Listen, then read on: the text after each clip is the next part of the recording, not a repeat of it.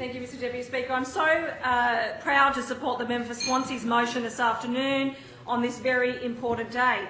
And it is a real truth, Mr Deputy Speaker, that we have such a contrast between the government and the opposition today. The MAP the government puts up is the same old backslapping arrogance that we've come to get used to in this place, the sort of arrogance in their MAP that they put up that the people that we represent in this place do not appreciate in their politicians. I think the member for Kogarah said it before. The Premier even said today we should all be coming in here and clapping him.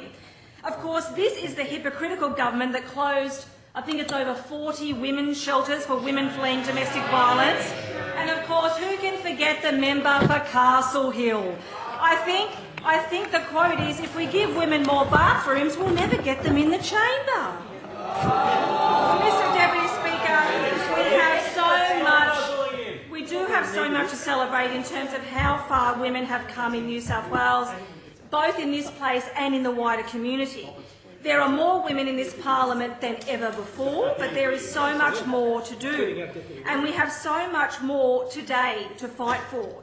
And in particular, we have a responsibility to fight for pay equity, not just to fight this structural disadvantage, but for the financial security of half of our population and for the future of our state's economy. It is simply unacceptable that the estimation of the World Economic Forum is that global gender parity will not be achieved until 2133. It's unacceptable that there is still a long list of reasons why pay equity does not exist.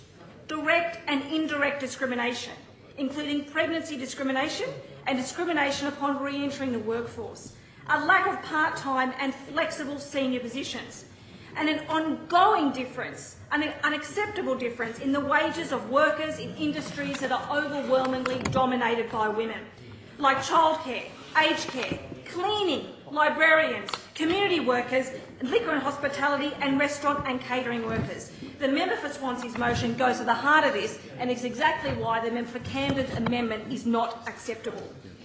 Mr Deputy Speaker, there is much more talk in these days about raising young women to take up the fight in the future that our sisters fought for in the past, and so there should be.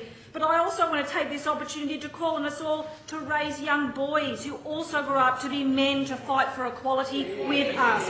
I know I am proud to be raising my own little feminist, because it is completely abhorrent to me that my son will probably grow up in a world where his prospects will be greater than others, owed purely to the fact that he had the luck of being born a male. There is so much more work to do in this state and this country, and I commend this motion to the House. Yeah.